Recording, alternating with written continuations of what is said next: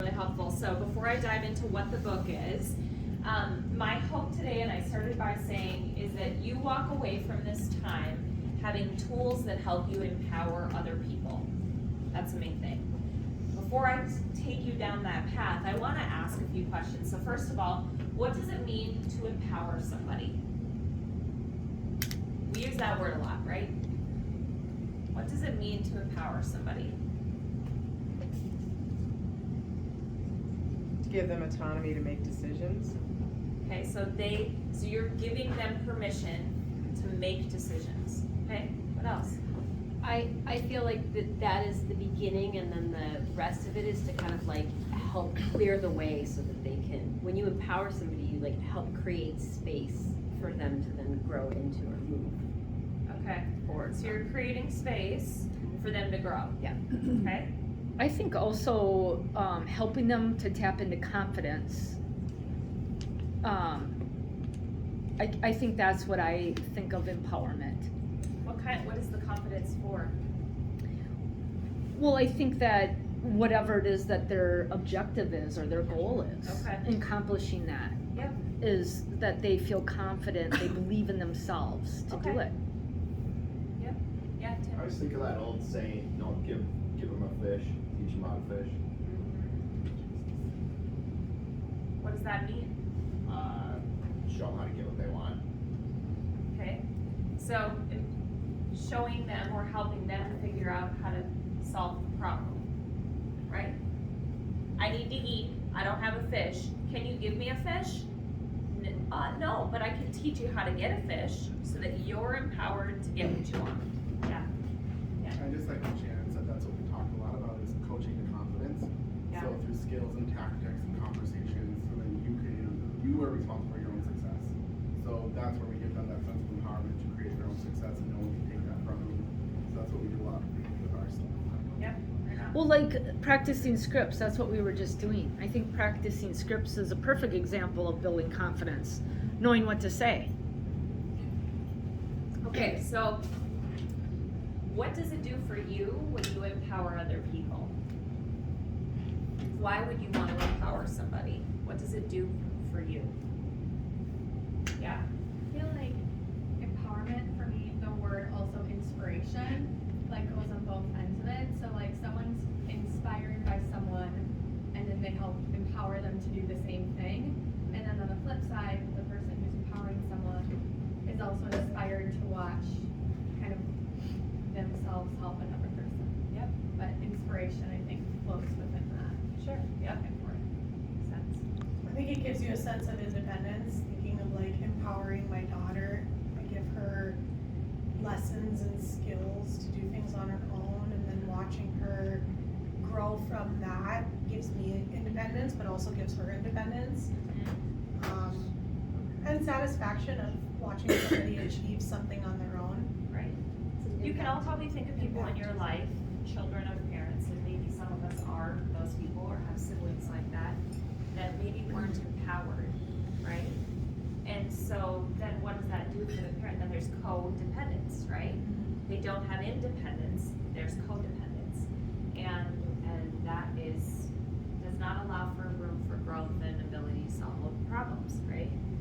So what else does it do for you when you empower other people? Rob?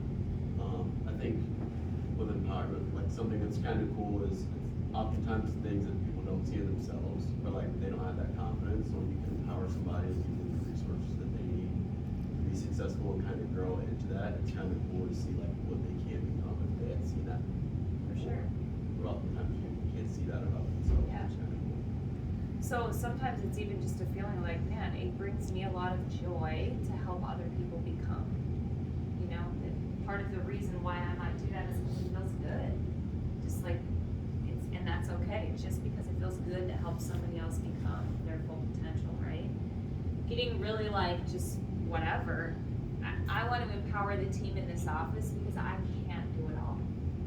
I cannot put together the PowerPoint without typos and hold appointments and teach this, team meeting and, right? It allows us all to do more together when people feel empowered and I'm not the bottleneck. So if everything we do has to come by me because they don't feel confident to make decisions, then I've just put a ceiling on our growth. So it also, when I empower other people, allows us all to grow, right? But if I am controlling all of the dynamics there, we've just squashed potential, right? So it, on the business side of things, it helps increase productivity because we can do more through more people, so we can empower them to do more, right? So now I want you to think about who are the people in your life that you want to empower for a myriad of different reasons. Who are the people in your world you want to empower? It's not rhetorical, just shout them out. Your spouse, your Your spouse, children, children. your friends, your family, Yes, your clients. right. You covered it all, yeah. I can keep going. Ourselves. Yeah. Okay, talk about that. Talk about it. Yeah, I think we often are the limits. We often are the reason we don't do things because of stories we tell ourselves or ideas that we have or hold on to. And by limiting ourselves, there are plenty of places, and maybe I'm the only one, but I have lots of examples where I haven't leaned into my full capacity, and by doing so have limited what I've done. Yeah. Yeah. Yeah. Just to piggyback off that, Robin empowered me, like with a really cool opportunity to help with her business, Yeah. which opened my eyes to the fact that I could be a lot busier than I thought I could be. So then taking that, I leaned harder into that to empower myself to do more, Cool. which has allowed me to actually let go of a whole lot more and give it to like Nicole and Justin, the agents on the team. So I think that's where someone empowered me, and then I was able to say, well, I can do a whole lot more. So then I had to empower myself even further, and then kind of sharing that onto the team as well. Right on. Love it. Yeah. Yeah. Awesome. Thanks, you guys. So the question. Oh wait. I just about jumped the gun. What I want to share is going to talk about today how we empower ourselves and how we can empower other people. So I'm gonna go personal on you guys for a few minutes. I hope you enjoy this next story. As some of you know, I've been dating, right? And now officially, Facebook official in a relationship, which is pretty fun. Yeah, right? I had to go through some things to get there though. Have you guys listened to KWWB and heard Worst Date Wednesday? Yes. All right. Was that you? I know, but I'm sure I could call in with this one. I'm gonna spare you a couple of details that are not like recording approved details of this horrible date. But I'll remember. So I got a call one day from a matchmaker, and she said she saw me on Facebook and she thought she had a really great potential person to go on this date with. Some of you heard this full story because it was hearing it. So I was like, what the heck? Why not? You never know how the universe is going to bring things into your world. So I'm like, I'll go on this date. So we don't get to see any pictures of each other. We don't know many details except I know he's from the East Coast. If he's walking down the street, I'm going to recognize him. There's something about him that you'll know. You'd be able to recognize this guy. And I'm like, okay. He describes his childhood as a combination of The Sopranos and Everybody Loves Raymond. Okay. He has multiple businesses. He's a public speaker. He's an author. I'm like, okay, sounds promising and a little odd, but go on this date. Never been on a blind date in my life, right? I'm like, oh gosh, I was so nervous. I was more nervous for that than I've been to speak in front of hundreds of people. So I'm trying to keep my cool. So I'm walking into Bar La Cod is where we went.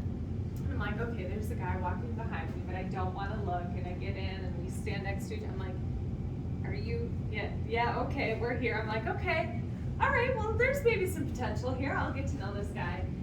So right away he hands me a bag and he says, I brought you some gifts. I'm like, well, that's so nice. Like, who does that? Who brings a gift on a first date? How sweet is that? So we go to sit down and I'm like thinking, I'm gonna open this later. I don't like the pressure of opening a gift in front of people, but he insists that I open it right away. Did I tell you this story? No, I just laughed. I know, It's giving me hives right now. okay, I know the story and I think you should tell all of it. If I tell you guys this, you cannot, we can't publish this. Hit Don't woman. tell Don't it tell all. all of it. Okay, well, I'll get. Why not?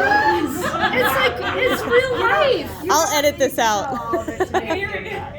I don't. I've never seen Rob, just mute. Turn the recording off. This isn't about her behavior, this is about somebody Okay, else's. okay, here we go. I don't For the think sake of time, I gotta keep this moving. Okay, Oh, chance we got again. all day. Nothing except positive. Okay, so he has a gift. Recording stopped.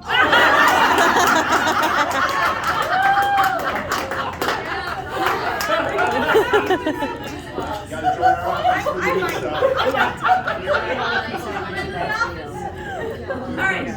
Alright, so, sometimes I think we can have conversations with people, we can tell them all about the things, and we feel good, because in that moment, it feels good to talk about ourselves, but do you think the other person thought that that conversation was a good conversation? No, but if you ask me, was that conversation good, Jen? Yeah, because in that moment, I'm feeling good about the fact that I just showed you all my stuff, and I'm on display, right? Which is how he felt. He thought it was great. He was shocked that I did not want to go on another date. Right? Like, nope, that was plenty for me. So where I'm going with this is, how do we make people feel seen, feel heard, feel empowered? It is not by selling and telling and putting ourselves on a pedestal, right? How do we do it? Ask questions. Ask questions. Okay. In the next 7 minutes, I'm going to give you 7 questions that can help you empower, lead, and guide other people. And it's taken from a book called The Coaching Habit, the way to lead every conversation. Okay? So these first 3 questions are the foundation of just about any conversation you can have with anybody. So think children, think clients, think people on your team, think all of those, think yourself. You guys, when we talk about empowering and leading ourselves, these are questions you can take in a journal or on a Word doc and guide yourself through these to uncover and empower yourself. So these can be used in any relationship. Number 1 is the jumpstart question, and all of these, by the way, are fine-tuned questions. The words in these questions matter. The first question is, what's on your mind? So rather than what's up, or what's happening, or tell me something, it is what's on your mind, because it focuses in enough on that specific person. It's kind of like the Goldilocks of questions. It's not too broad and it's not too narrow. It's in a realm that is just right to get the conversation jump started and going. The second question is called the AWE question, AWE, and it stands for and what else? So what we're doing in that second question is creating more space for more to be uncovered. We're opening up the conversation and we're giving room for the other person to be heard and seen, okay? So in these questions, that second question could look a little bit different. And what else is on your mind? Is there anything else on your mind? So you're moving into what else, okay? The third question is where we start to really focus in on the challenge. Now, this can just be a sequence of questions, or you can use this question in certain circumstances, but the third question is, what's the real challenge here for you? And you want to get those words exactly that way, and I'll explain them why. What's the real challenge here for you? If you say, what's the real challenge, and stop the question there, it's broad, right? What's the real challenge? Then you say, what's the real challenge here? And we're starting to focus in on what's really going on here in this situation or whatever we're talking about. But then if I say, what's the real challenge here for you? All of a sudden, we've really focused it in on what's going on in this, for how is this situation impacting you, okay?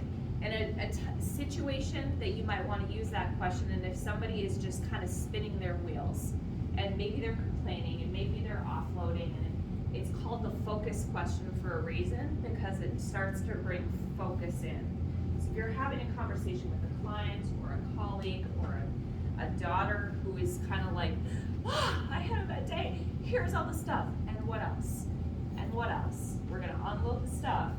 Okay, what's the real challenge here for you? Zeroes it in. And then you know what you can do? Is there anything else that's a challenge here for you? And what else is the challenge? So you're really getting to the core of the challenge that's happening. Got it? Okay, those are the first three. They're super foundational. The next, so there's 7 total. The next couple really get into identifying what the needs and wants of the people are. So first we're understanding what the problem is or the challenge is, and then we're getting into what is it that they need and want. Why is that a challenge is really what the next questions are going to answer. So the next question, the third one is a focus question. This one is the foundation question, is what do you want? Which you got to be mindful about how you ask these questions. What do you want is different than, tell me what you want from this. So, I don't know if some of you study psychology at all, but there are 9 major felt needs that people have: affection, freedom, participation, creation, identity, protection, recreation, understanding, and sustenance. So, when we get at those needs and wants, all of the needs and wants that we have tend to fall into one of those categories. And as an example, if somebody says, well, I want you to know that I'm the boss, that's an identity, want, and desire, right? If they say, I want you to talk to the manager for me, or I want you to talk to the broker for me, that's probably a protection need or want. So when you ask the question, you don't want to just listen for the thing they're asking you to do. You want to track it back to what is that primary need or want that they have. Because they want you to talk to the manager because they're feeling like they don't have the protection that they need. That's different than, can you just go do this for me? What they're really saying is, I don't feel safe enough in this situation, and I don't feel like my back is being covered. So you can hear what they're saying, and you can hear what they're not saying. Make sense? It's work. Good communication and good coaching takes work, right? One fact from this book that I thought was interesting is that 5 times per second, our brains are scanning the environment and asking, is it safe here? 5 times per second, your brain is asking, is it safe here? So I want to take just a minute to dive into this conversation. What does a safe environment look like? Kids, colleagues. Have you guys been in situations where you've maybe not felt safe to say what you thought? Yeah? I shared an example at my last job that I was at. I worked with a really great leader. He was kind of a quiet, good, strong leader. And every week he would ask me the question. We'd have our list of things. We were kind of co-leaders of stuff. And he would ask me the question, what are my blind spots? It probably took me 2 months to feel comfortable enough to tell him what his blind spots were. You know why? Because I'd been in situations in the past that were not safe. As soon as I shared what I thought, I just got like, wow, because that person got defensive, which I have the tendency to get defensive. I know that when I'm like, I'm not defensive. Oh, shoot, guess I am, right? So if we want to be people that create a space that's safe, then we need to be aware of what our response is to whatever people tell us.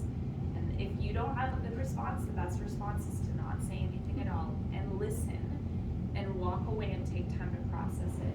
If you want an environment where people are empowered, bringing it back to being empowered, they will not feel empowered if they feel attacked and they don't feel safe to grow. Because they might have a perspective that is maybe not exactly where you think you want them to be, but how are they going to get there if they feel like they can't say what they think?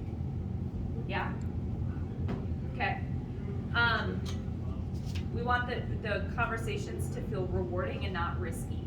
We want to create a space for them to feel like it's rewarding and not risky. 5th question, I'm going to fly through these last few here. The 5th question is the lazy question. How can I help you? So it pushes them to get to the point when they have nothing to do but complain, when they're just complaining over and over and over. How can I help you? Gets to the point. Forces them to be clear and make a direct request, and it also stops you from thinking that you know how to best help them.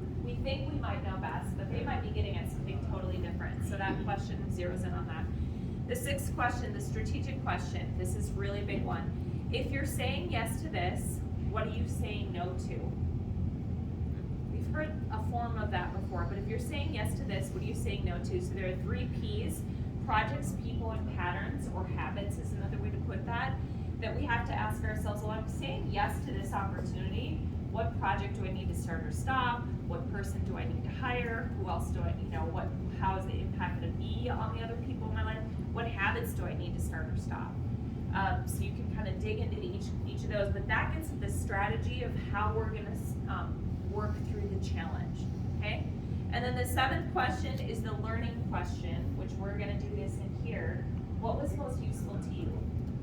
So you end the conversation. Neuroscience shows that our memories are short. If you guys have ever left a training and forgotten everything, 2 weeks later you didn't remember anything about it, one of the most helpful things you can do in order for you to remember what you're learning is to reflect and then share what you learned. So take a minute to reflect and then share out what you learned. That's gonna help you to remember what you learned. So I don't ask for ahas at the end just so that I can be like, how good was it today? It's for you guys to be able to solidify things in your mind and remember it and walk away with the learning that's gonna impact you guys.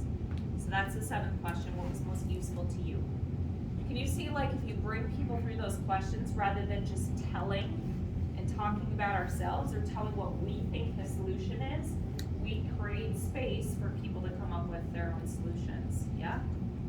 All right, what was most useful to you in this time? I think it goes back to just not trying to fix it, but just continue to dive deeper and deeper by asking questions, and that in turn makes you a better listener instead of approaching an adult saying, I know all the answers to your problems. It's like you're collaborating together to find a solution. Yep, right on. Yeah, Tim? We kind of went fast because we're running out of time, but the last step to me is the one that is the most enlightening for me, and it gets back to that teach them how to fish. Think of all the things we've read or learned that we kind of don't implement in our lives or we forget about. And when you find something that I think is really magical, you've got to be intentional about creating the space to keep on reflecting on it and really building it into your habits. I think that's probably our biggest collective challenge is people who are trying to grow. Yeah. Thanks, Tim.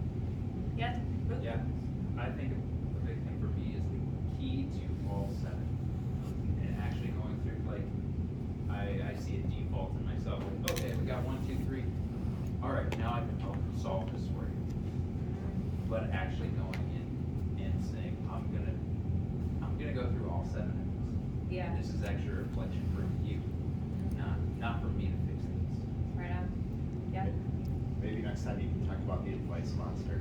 I know, there was so much in this book That you could be a guys whole chapter one. that I didn't get into. I would highly recommend that book. It's a fantastic book, and I did Blinkist on it too, which does not get into all of the stuff, but it's a great book. Okay, right on. Thanks for engaging on that. That's awesome. I know we're a little over because of my date story.